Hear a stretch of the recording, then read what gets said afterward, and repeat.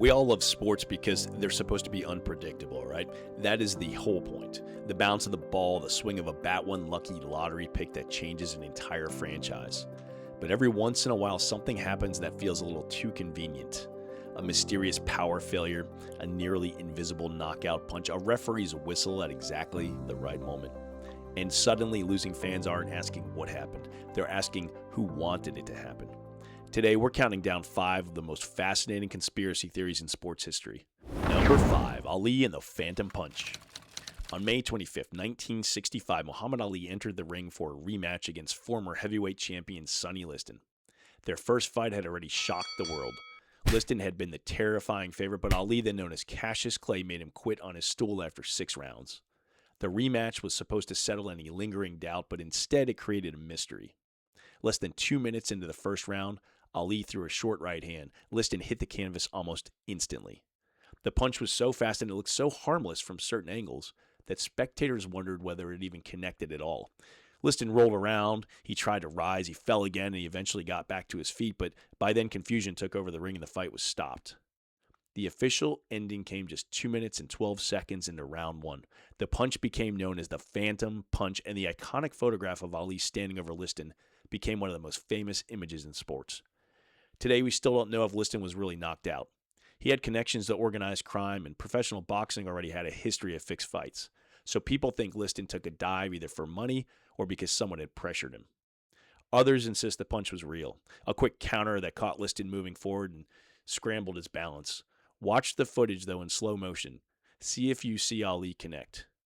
But was it enough to flatten one of the most intimidating heavyweights who ever lived?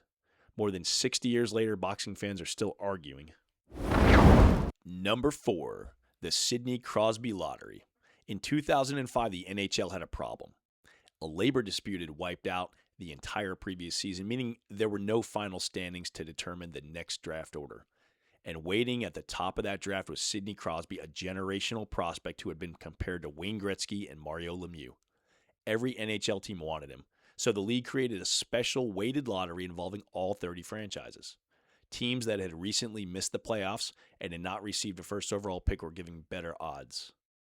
4 teams received the maximum 3 lottery balls. One of them was the Pittsburgh Penguins. At the time, Pittsburgh was struggling financially, playing in an aging arena and facing persistent relocation rumors.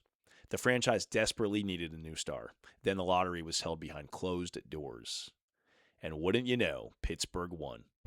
The Penguins selected Crosby, ticket sales surged, and a new era eventually arrived, and the team remained in Pittsburgh. Crosby became the face of the franchise and led the Penguins to 3 Stanley Cup championships. It worked out almost too perfectly. That's why some fans believe the NHL deliberately delivered Crosby to Pittsburgh to save one of the most historic American franchises. And to be fair, though, the Penguins had 3 of the 48 lottery balls, giving them roughly a 6% chance. Unlikely, but hardly impossible. 3 other teams had the same odds. Still, when the exact team that most needed saving receives the exact player capable of saving it, people are going to wonder. Number 3, Cal Ripken's mysterious power outage. For more than 16 years, Cal Ripken Jr. showed up for work every single day. His consecutive game streak made him baseball's Iron Man. No injuries, no illnesses, no excuses. Then came August 14, 1997. The Baltimore Orioles were scheduled to play the Seattle Mariners at Camden Yards, but an electrical malfunction affected the stadium's lights. After a lengthy delay, the game was postponed.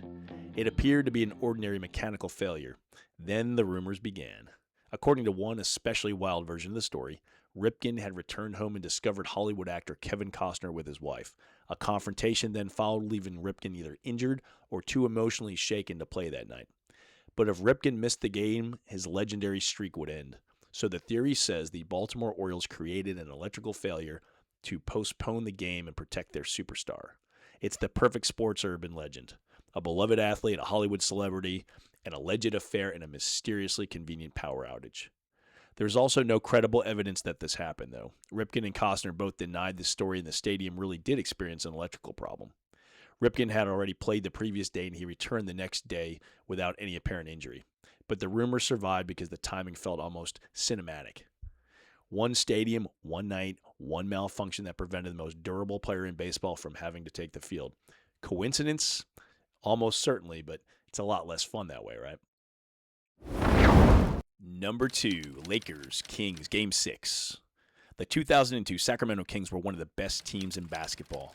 They were fast, creative, and just one victory away from eliminating Kobe Bryant, Shaquille O'Neal, and the two-time defending champions Los Angeles Lakers. Sacramento led the Western Conference Finals 3-2. Then came Game 6.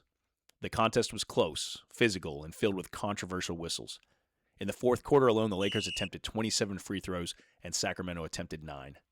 Los Angeles won by 4 points, forcing a Game 7, which the Lakers also won before capturing another championship.